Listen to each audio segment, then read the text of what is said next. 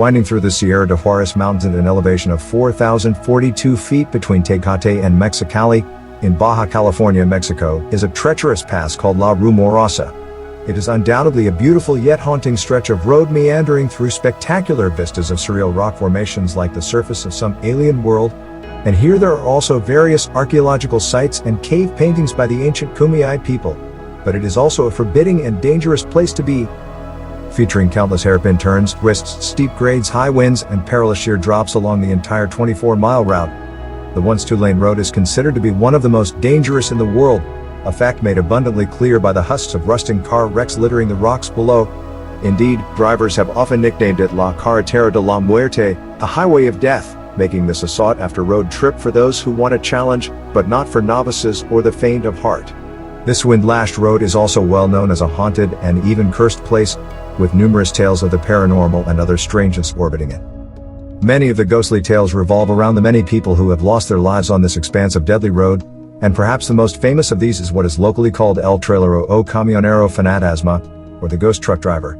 The story starts with the harrowing experience of a truck driver named Francisco Vasquez, who is said to have been headed towards Mexicali to see his wife, who was expecting a child, when he lost control of his rig on one of the road's deep turns and went careening into some rocks. Although shaken, the driver crawled from his overturned vehicle to find that he was miraculously free of injury. He then decided to walk off looking for help and would never be seen again. 3 days later the truck was found, but no sign of Francisco ever was. However, this is not the end of the story. Some years later, a young man was supposedly driving through the area when he was flagged down by a man by the side of the road. Since this was pretty much the middle of nowhere, he stopped to provide assistance, and the man introduced himself as Francisco Vasquez. He then told the young man that he had crashed and did not want to leave his truck behind until help arrived, so he asked the young man to see his wife to let her know he was okay. The young man agreed, and Francisco handed him a piece of paper with his wife's address on it, and he was shocked to find that this stranger's hand was as cold as ice. He got back on the road, and when he reached Mexicali, he looked for the wife as promised, but she did not live at the address he had received. He asked around town, and was finally shown a house where the woman was said to now live. When the young man knocked on the door, a woman answered who confirmed that he was Francisco's wife, but she went pale when the man told her that he was all right because her husband had died 5 years before. The shocked young man went back out to the same spot along the road, but Francisco was gone. It is said that to this day El Trailero o Camionero Fantasma wanders along that same stretch, waving down drivers and asking them to go see his wife, and the common advice is to just keep on driving, because one sinister aspect of the legend is that anyone who does not fulfill their promise to visit the wife will drop dead. There are numerous other specters thought to be the victims of accidents along the road, including the ghost of a nurse who appears in people's passenger seats, the apparition of an old woman who will ask people for a ride only to vanish, another old lady who will guide trucks through the pass, and that of a young man on a bicycle who is said to have been hit by a car here. Numerous others will appear as shadow figures, glowing wraiths, or merely disembodied voices whispered into the ear, and there are countless stories of seeing ghosts along the road. In fact, there are so many wraiths and ghosts ambling about along the road that they are often blamed for causing many of the many accidents along the lonely stretch. The area is also known as a hotspot of UFO sightings, to the point that there is now an annual UFO camp held here, which began in 2018. One rather infamous strange story surrounding La Rumorosa is that it was the source of a sort of curse on the production of the James Bond film License to Kill, starring Timothy Dalton, which filmed a car chase portion along the road. According to witnesses, there were all manner of strange occurrences on set while they were there, including shadow figures lurking about at night, freak accidents or malfunctions of equipment, and others. Actor Timothy Dalton was allegedly almost killed when a truck he was driving narrowly missed going over the edge of a cliff when another rogue truck that shouldn't have been there crashed into him. A man fixing telegraph poles 2 miles from where they were filming was hit and injured by a missile that went astray from the set. And a truck moved by itself and parked itself somewhere else. According to second unit director Albert Wooster, a stuntman was photographing some of the explosion scenes on his own camera, and when the pictures were developed, one showed a mysterious flaming clawed hand reaching from the fire, something that none of the other cameras had picked up. Adding to this were far more accidents and mishaps than would have been expected, and it seems that whatever forces might reside there did not appreciate the film crew's presence. In recent years, the road has been widened and is considered to be safer than it once was, but the tales of supernatural phenomena along La Rumorosa certainly persist. Is there anything to such tales, or is it all superstition and myth? If there is something to it, Then why should these forces be drawn to this place, and what drives them? For now, La Rumorosa remains a curiosity and focal point of local legend that will probably never be truly understood. That road stretching off into the distance and past the reality we think we know. Route 666, known as Devil's Highway, is a scenic 200-mile road known by motorists for its hellhounds, ghostly figures, and Native American skinwalkers. Motorists have claimed that something paranormal is at work for years. We'll look at how Route 666 was named and the myths that surround the road named after the number of the beast. What is Route 666? Around the time of the Mexican-American War of 1848, Route 666 served as a trading route. Known as the Old Spanish Trail, Route 666 was the main route serving the Mexican nation. Now known as U.S. Route 491, Route 666 is a north-south carriageway. The route serves the Four Corners region of the United States. Renamed for obvious reasons, Route 666 became Route 491 in 2003. This is one of the more recent designations in the U.S. highway network by the American Association of State Highway Officials, ASHU. The history of U.S. Route 666 begins in 1925. In New Mexico, new routes and designations were being added, including branches of U.S. 60. The sixth new route added was U.S. Route 560. Unfortunately, being the sixth spur on the existing Route 66 is what led to this infamous moniker. In a later ASHU meeting that same year, Route 560 changed to 660 due to a technicality. Several complaints filed the following year in 1926 took issue with the numbering. Kentucky argued against the use of the designations ending in 60. The name of the route changed again. This meant that the former branches of US 60 were now US 66. So, at last, US Route 660 became US Route 666. In a sense, Route 666 was born out of a huge bureaucratic hex. Given the 666 designation, the nickname Devil's Highway is only fitting. Myths of Route 666. Motorists claim something paranormal is at work on the route. Over the years, the road has seen its fair share of fatal and non-fatal traffic accidents. In the past, people have placed blame on the road based on the association with 666. When these outlandish claims are made, more obvious factors such as human error, climate, speeding, or DUI are often ignored. Next, we'll dive into some of the myths and legends. Sacred Native American sites. The 200-mile-long so-called Devil's Highway is now U.S. Route 491. It meanders through some of America's most impressive scenery. Passing through Colorado, New Mexico, and Utah, the landscape is breathtaking. Chief among these sites are a pair of Native American sacred sites, Shiprock, translated as rock with wings, in New Mexico and Ute Mountain in Colorado. According to Native American legend, Shiprock was a majestic bird. Shiprock assisted with the transportation of the Navajo people to their home. After completing the journey, it settled down and became the spectacular feature that we see today. The Navajo have forbidden access to the peak for fear of disturbing the ghosts of their ancestors. In addition to ghosts, the Navajo believe that legends such as skinwalkers inhabit the more desolate parts. The Navajo myths of the shape-shifting skinwalkers are like other werewolf legends. Skinwalkers are humans that can transform into other animals such as wolves, coyotes, or crows. Skinwalkers will prowl in the night and attack humans to steal their skins. Some Navajo believe that the skinwalkers appear out of nowhere in oncoming traffic. Patrolled by hellhounds. Skinwalkers are not the only concern. Hellhounds allegedly patrol remote regions of the road, often in packs. Witnesses have claimed that hellhounds have kept pace with the vehicles that they were traveling in, irrespective of the speed of the vehicle. Legend has it that these supernatural beasts have the ability to shred tires with either their teeth or sharp claws, or even enter moving vehicles and maul the driver and/or any passengers. Haunted semi-trucks. Problems on this road are not just limited to drivers or their passengers. The vehicles themselves are also highly susceptible to the horrors that traveling this route can possess. Mechanical failures are a common phenomenon. Overheating, breakdowns, or even flat tires are all the fault of the curse given to the lonely stretch of road. Such things have been known to occur, but on Highway 666, it's the haunted semi-truck that deliberately attempts to collide with motorists or run them off the road. There are reports of numerous near misses. A girl in a white dress. Surely one of the most famous of all the reported activity along this road has to be the girl in a white dress. Described in Weird U.S. by Mark Moran, a driver notices a young woman in the middle of nowhere in the middle of the night. Once the driver stops to offer assistance, The girl vanishes into thin air. Strange disappearances on the Devil's Highway. There are claims that the drivers themselves also disappear into thin air. Occasionally personal property or a part of the vehicle are found along Route 666.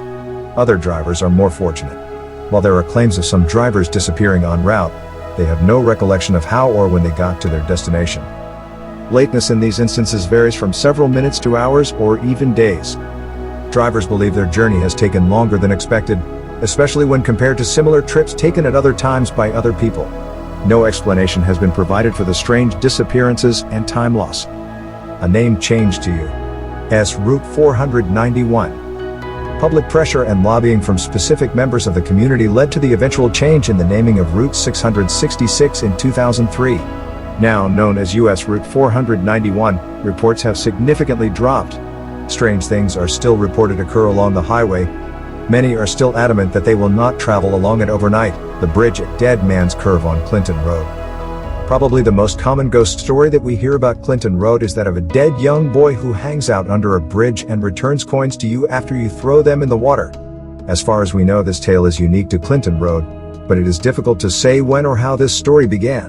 On a recent visit to the bridge at Dead Man's Curve, we were surprised and delighted to see just how many people had recently stopped by to test the validity of the legend of the ghost boy of Clinton Road. As we peered over the guardrail and down into the tea-colored water of the stream, we could clearly see dozens of coins resting on the bottom among the stones of the creek bed. There is no way of knowing how many appearances the ghost boy made when summoned by the coin tossers. It should be noted that there is more than one bridge located on Clinton Road, and nobody really knows for sure which one the ghost boy supposedly hangs out beneath. A second bridge is located several miles to the south of Dead Man's Curve, just above the old stone iron furnace. This bridge straddles a stony cleft through which a waterfall crashes mightily. If the ghost boy's spirit haunts this bridge, then his trip up to return thrown coins would certainly be a much more challenging task. If he was alive, that is. Although he is the most talked about apparition to haunt Clinton Road, he is by no means the sole spirit to spook this street. If you ever decide to travel down Clinton Road at midnight, stop at the bridge by Dead Man's Curve. As the story goes, if you sit on that bridge and throw pennies into the river, the ghost of a young boy will throw them back to you. Anonymous, we found the bridge on Clinton Road that was said to have started the rumor. Years before any of us heard about the road, a boy was challenged by his friends to stand on the bridge as they drove to Route 23 and back. Unfortunately, by the time the friends returned from driving to the highway, they found their friend dead. There is a bridge painted as a memorial to him. Anonymous, another rumor of Clinton Road is that if you throw a penny into the lake, the next morning the penny will be on the road.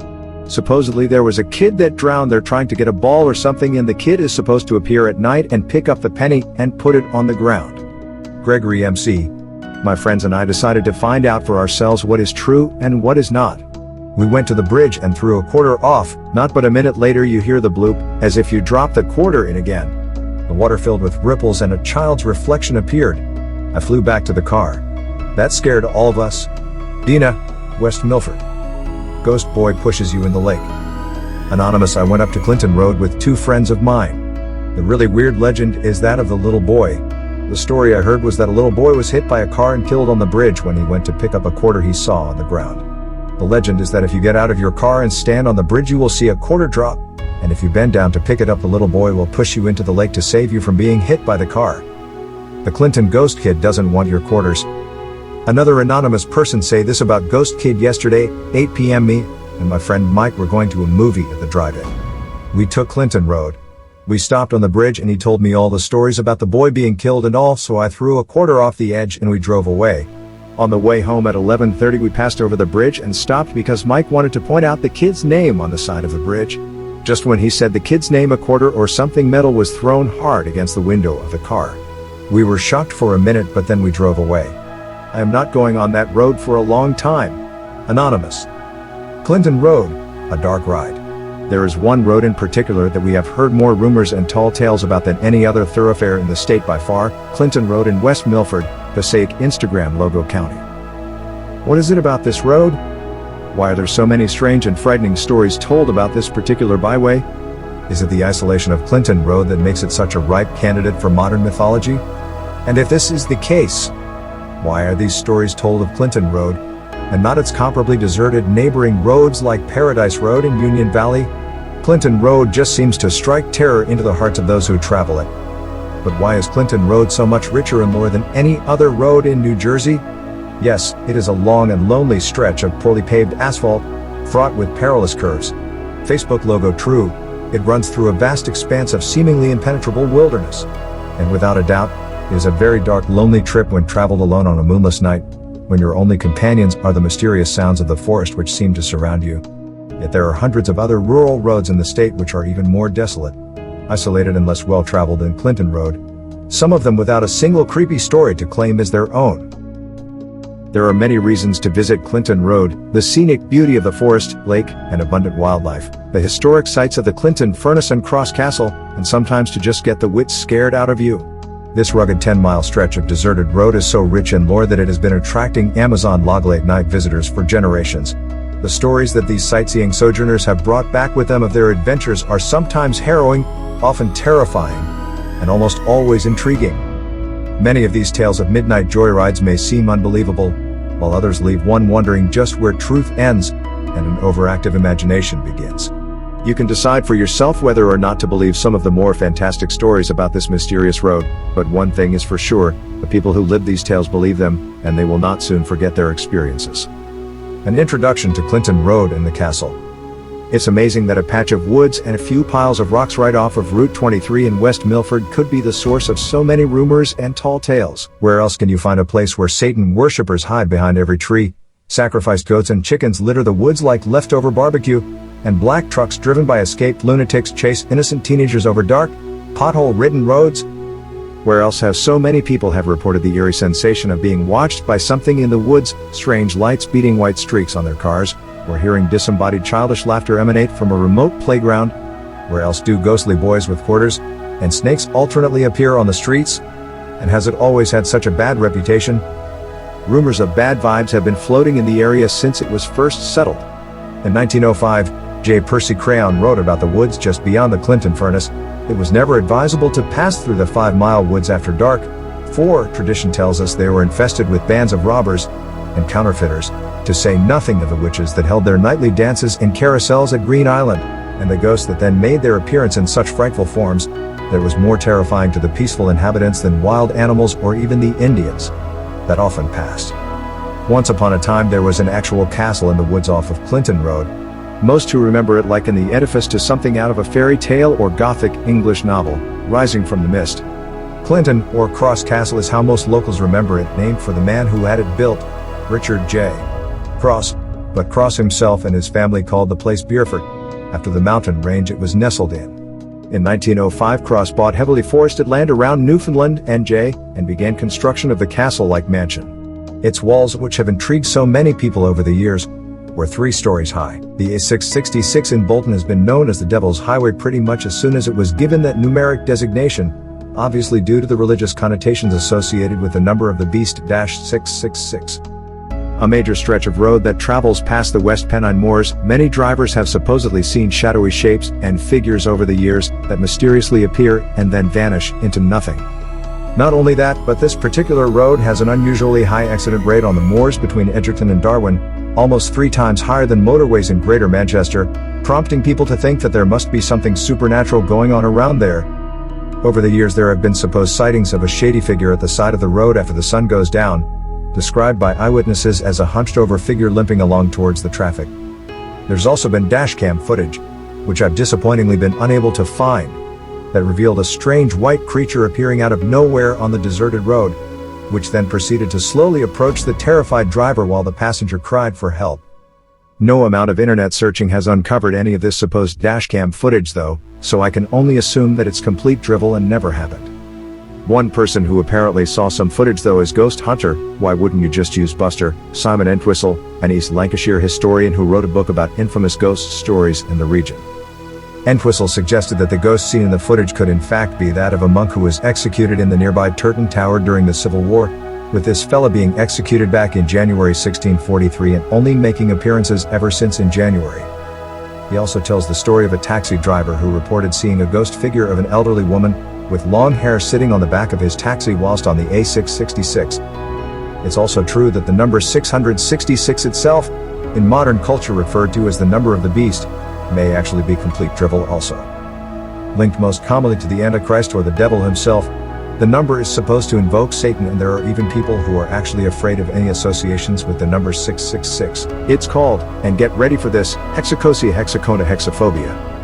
A very quick Google search uncovers the sad truth that this also is a load of rubbish, with the number of the beast actually being cited as 616 in early biblical manuscripts. It's highly unlikely that Satan has a number that summons him to earth to do some evil sort of bidding. He's already way too busy. The number 666 is actually also considered to be lucky in China, and is often displayed in shop windows and on neon signs, meaning that everything is going smoothly. With the A666 though, things haven't been going smoothly at all over the years.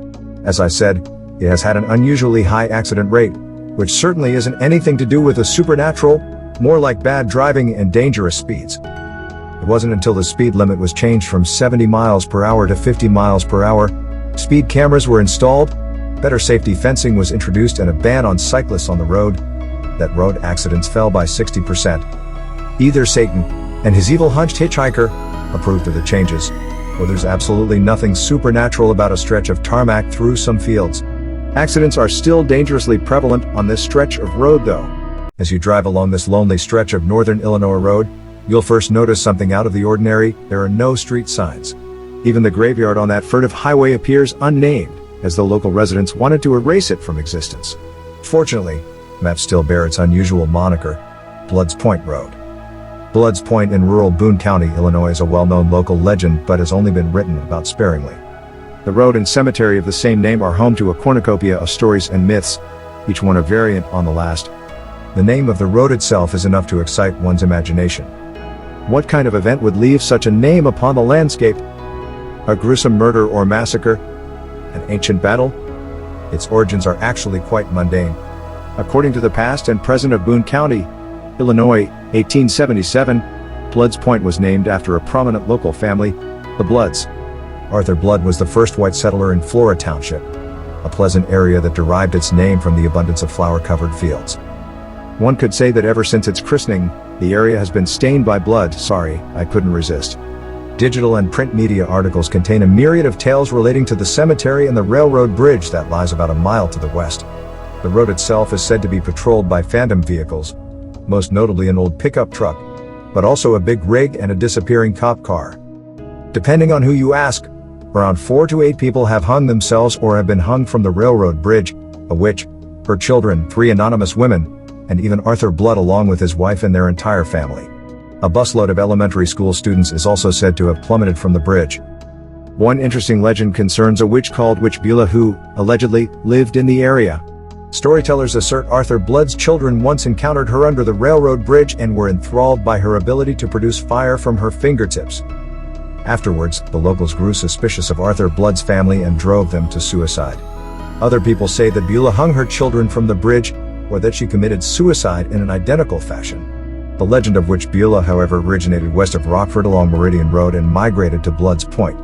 Author William Gorman documented both Witch Beulah and Bloods Point in his book Ghost Whispers, Tales from Haunted Midway, 2005. On the Shadowlands Index, an anonymous contributor reported that a crumbling foundation exists in the woods off Sweeney Road, which intersects with Bloods Point. Red lights supposedly dance around the area, and an old farmer chases trespassers off with a shotgun. The cemetery itself is said to be visited by a wide variety of phenomenon, from orbs, to a phantom dog, to a vanishing barn, to the disembodied laughter of children and electrical malfunctions. Residents along the road are mystified by its reputation, but that hasn't allayed its popularity. Some of these stories can be easily dismissed as transplanted urban legends, but some of them are detailed enough to, perhaps, have been rooted in fact. One thing is certain, naming an area Bloods Point is a good way to attract attention, so be careful out there.